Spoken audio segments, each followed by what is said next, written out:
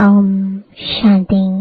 आज 16 मार्च 2024 बाबा के महावाक्य हैं, मीठे बच्चे, ज्ञान की डिपार्टमेंट अलग है, योग की अलग है। योग से आत्मा सतो प्रधान बनती है। योग के लिए एकांत की जरूरत है। प्रश्न है, स्थायी याद में रहने का आधार क्या है? उत्तर है, तुम्हारे पास जो कुछ भी है उसे भूल जाओ। शरीर भी याद ना रहे, सब ईश्वरीय सेवा में लगा दो। यही है मेहनत। इस कुर्बानी से याद स्थायी रह सकती है। तुम बच्चे प्यार से बाप को याद करेंगे तो याद से याद मिलेगी। बाबा भी करंट देंगे, करंट से ही आयु बढ़ती है। आत्मा एवर हेल्दी बन सकती है। ओम शांति। अब योग और ज्ञान दो चीजें हैं। बाप के पास यह बहुत बड़ा खजाना है जो बच्चों को देते हैं। बाप को जो बहुत याद करते हैं उनको करंट जास्ती मिलती है, क्योंकि याद से याद मिलती है। यह कायदा है, क्योंकि मुख्य है याद। ऐसे नहीं कि ज्ञान बहुत है इसका मतलब याद करते हैं। नहीं, ज्ञान की डिपार्टमेंट अलग है, योग की बहुत बड़ी सब्जेक्ट है, ज्ञान की उससे कम। योग से आत्मा सत प्रधान बन जाती है, क्योंकि बहुत याद करते हैं। याद के बगैर सत प्रधान बनना असंभव है। बच्चे ही सारा दिन बाप को याद नहीं करते तो बाप भी याद नहीं करेंगे। बच्चे अच्छी रीति याद करते हैं तो बाप की भी याद से याद मिलती है। बाप को खींचते हैं। यह भी बना बनाया खेल है जिसको अच्छी रीति समझना है। याद के लिए बहुत एकांत भी चाहिए। पिछाड़ी में आने वाले जो ऊंच पद पाते हैं उसका आधार भी याद है। उन्हें याद बहुत रहती है। याद से याद मिलती है। जब बच्चे बहुत याद करते हैं तो बाप भी बहुत याद करते हैं। वह कशिश करते हैं। कहते हैं ना, बाबा रहम करो, कृपा करो। इसमें भी चाहिए याद। अच्छी तरह याद करेंगे तो ऑटोमेटिकली वह कशिश होगी, करंट मिलेगी। आत्मा को अंदर आता है कि मैं बाबा को याद करती हूँ, तो वह याद एकदम भरपूर कर देती है। ज्ञान है धन। याद से फिर याद मिलती है, जिससे हेल्दी बन जाते हैं, पवित्र बन जाते हैं। इतनी ताकत है जो सारे विश्व को पवित्र बना देते हैं। इसलिए बुलाते हैं, बाबा आकर पतितों को पावन बनाओ।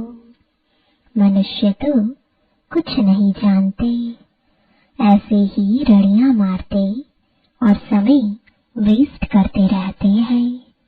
बाप को जानते नहीं, नौंधा भक्ति भल करते हैं। शिव के मंदिर में जाकर काशी कलवट खाते हैं, मिलता कुछ भी नहीं। फिर भी विकर्म बनने शुरू हो जाते हैं।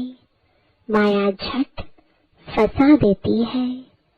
प्राप्ति कुछ भी नहीं। अब तुम जानते हो पतित पावन बाप है, उन पर कुर्बान जाना चाहिए।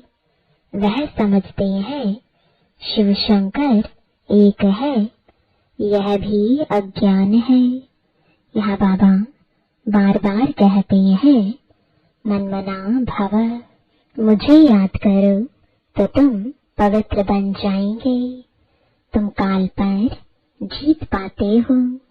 इसमें तुम जितनी कोशिश करेंगे तो माया भी विघ्न डालेगी, क्योंकि माया समझती है यह बाप को याद करेंगे तो मुझे छोड़ देंगे, क्योंकि जब तुम मेरे बनते हो तो सब कुछ छोड़ना पड़े। मित्र संबंधी, धन आदि कुछ भी याद न आए। एक कथा है, लाठी भी छोड़ो।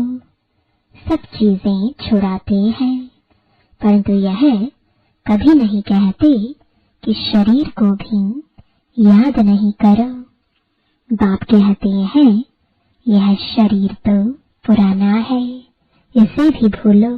भक्ति मार्ग की बातें भी छोड़ दो, एकदम सब कुछ भूल जाओ, अथवा जो कुछ है काम में लगा दो, तभी याद टिकेगी। अगर ऊंच पद पाना है तो बहुत मेहनत चाहिए। शरीर भी याद न रहे। अशरीरी आए थे, अशरीरी होकर जाना है। बाप बच्चों को पढ़ाते हैं, इनको कोई तमन्ना नहीं है, यह तो सर्विस करते हैं। बाप में ही तो ज्ञान है ना। यह बाप और बच्चे का खेल है इकट्ठा। बच्चे भी याद करते हैं, फिर बाप बैठ सर्च लाइट देते हैं।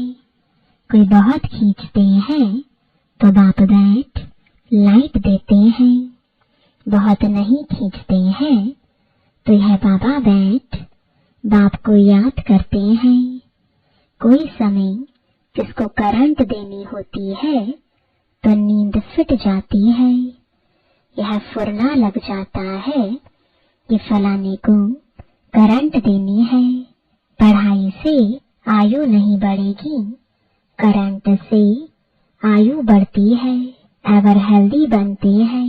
दुनिया में किसकी आयु 125, 150 वर्ष भी होती है तो जरूर हेल्दी होंगे। भक्ति भी बहुत करते होंगे।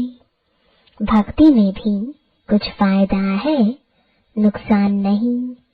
जो भक्ति भी नहीं करते उनके मैनर्स भी अच्छे नहीं होते। भक्ति में भगवान में विश्वास रहता है। धंधे में झूठ पाप नहीं करेंगे, क्रोध नहीं आएगा। भक्तों की भी महिमा है।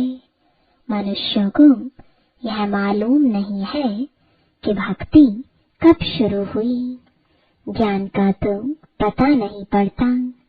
भक्ति भी पावरफुल होती जाती है। फिर भी जब ज्ञान का प्रभाव हो जाता है तो फिर भक्ति बिल्कुल छूट जाती है। यह दुख सुख भक्ति और ज्ञान का खेल बना हुआ है।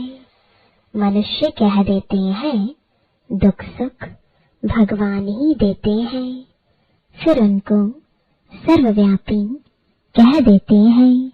लेकिन सुख दुख अलग चीज है।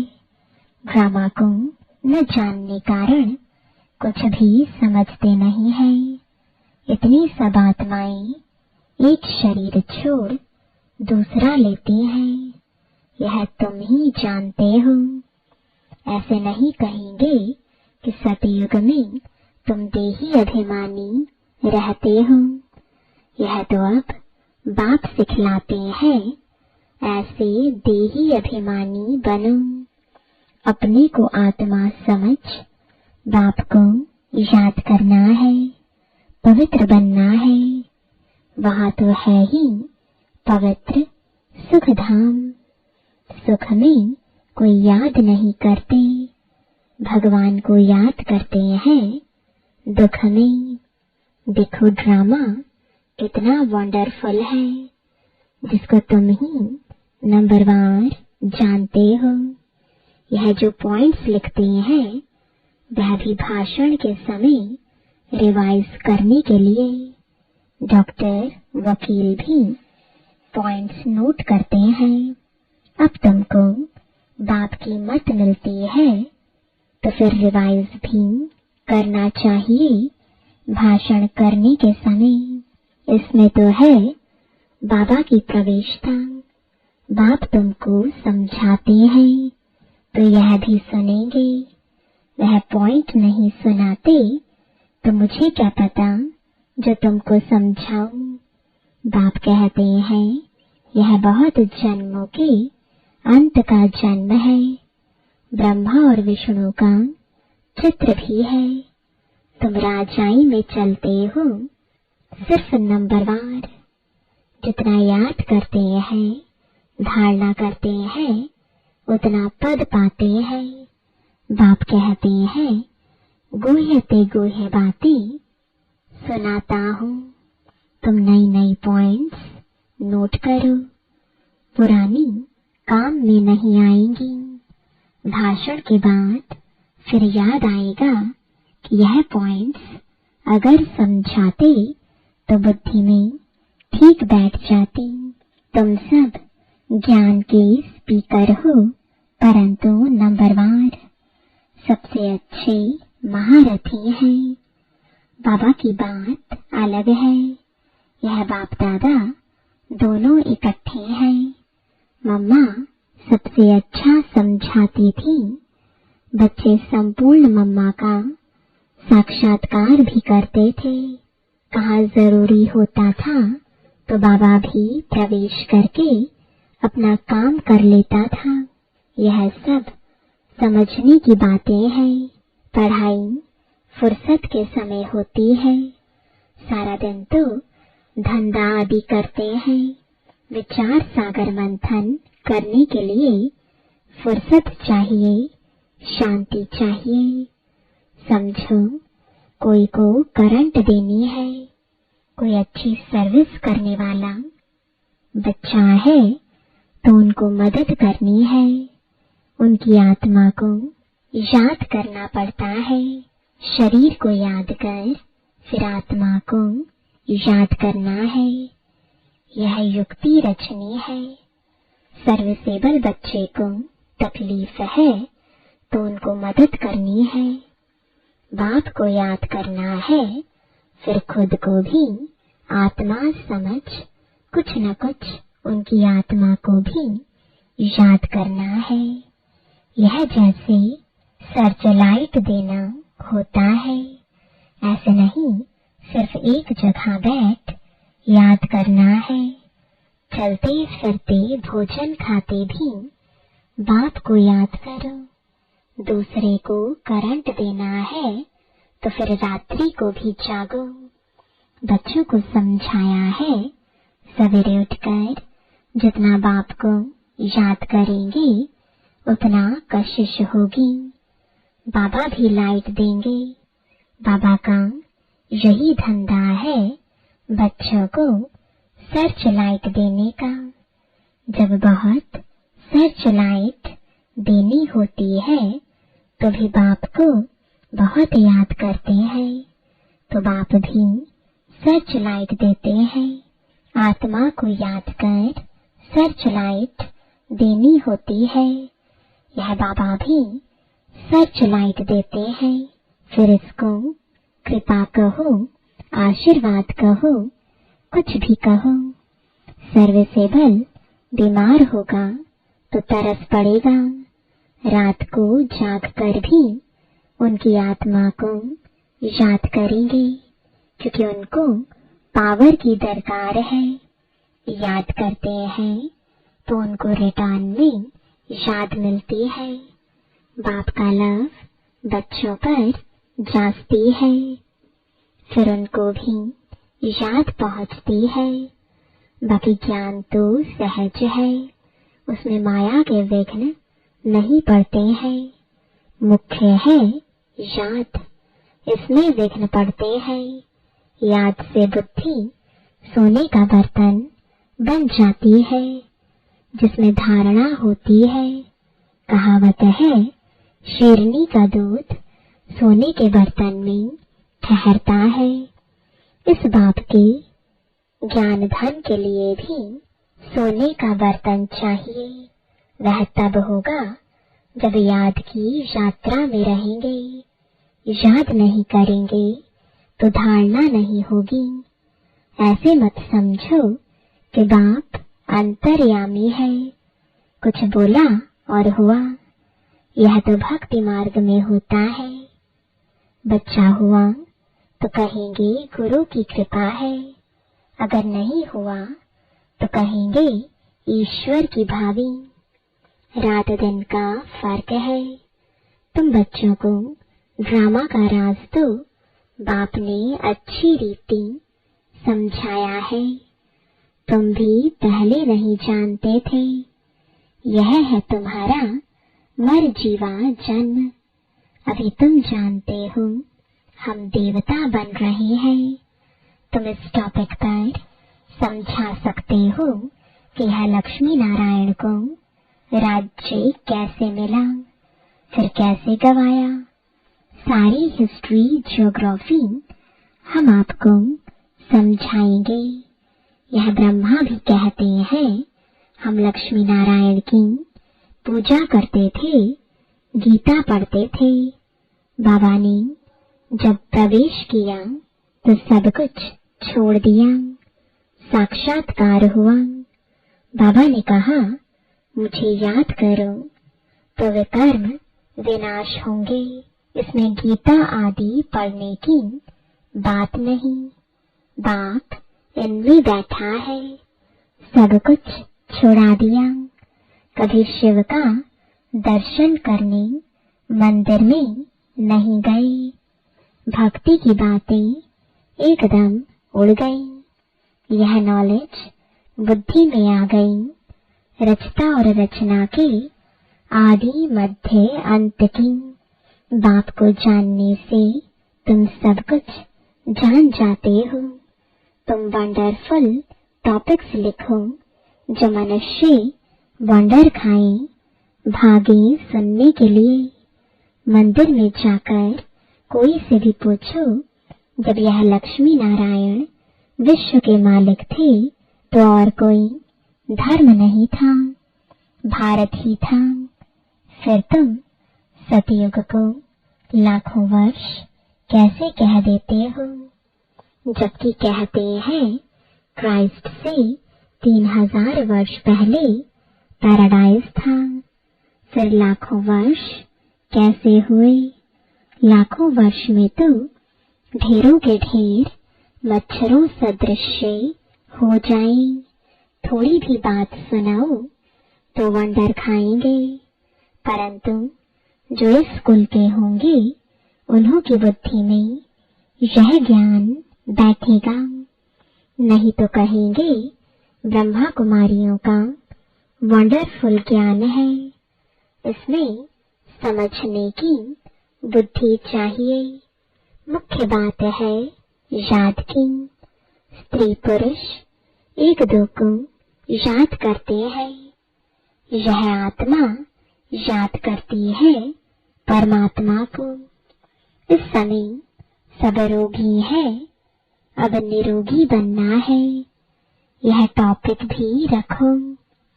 बोलो, आप जो घड़ी घड़ी बीमार पड़ते हो तो हम आपको ऐसी संजीवनी बूटी देंगे जो तुम कभी बीमार नहीं पड़ेंगे।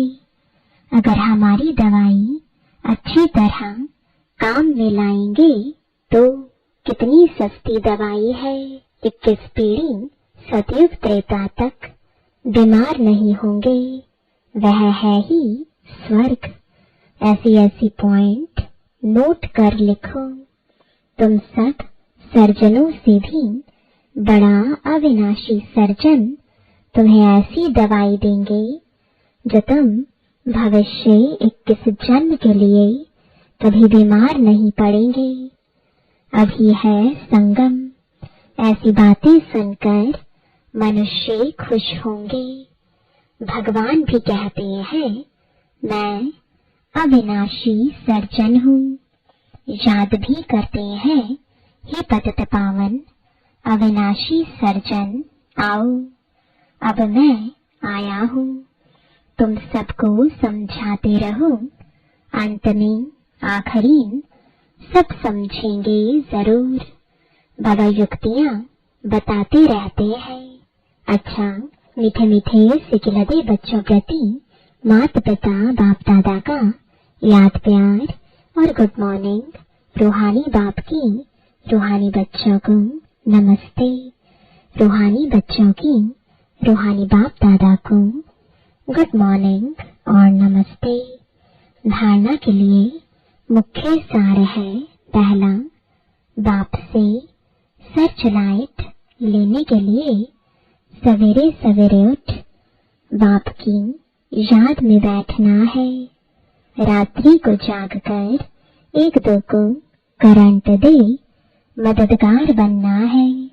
दूसरा, अपना सब कुछ ईश्वरीय सेवा में सफल कर इस पुराने शरीर को भी भूल बाप की याद में रहना है। पूरा कुर्बान जाना है। देही अभिमानी रहने की मेहनत करनी है। वरदान है, स्वदर्शन चक्र द्वारा माया के सब चक्रों को समाप्त करने वाले माया जीत भव। अपने आप को जानना अर्थात स्व का दर्शन होना और चक्र का ज्ञान जानना अर्थात स्वदर्शन चक्रधारी बनना।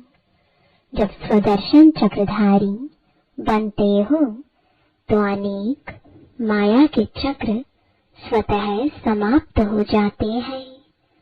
देहभान का चक्र, संबंध का चक्र, समस्याओं का चक्र माया के अनेक चक्र हैं। 63 जन्म इन्हीं अनेक चक्रों में फंसते रहे। अब स्वदर्शन चक्रधारी बनने से माया जीत बन गए। स्वदर्शन चक्रधारी बनना अर्थात ज्ञान योग के पंखों से उड़ती कला में जाना। स्लोगन है, विदेही स्थिति में रहो तो परिस्थितियां सहज पार हो जाएंगी। ओम शांति।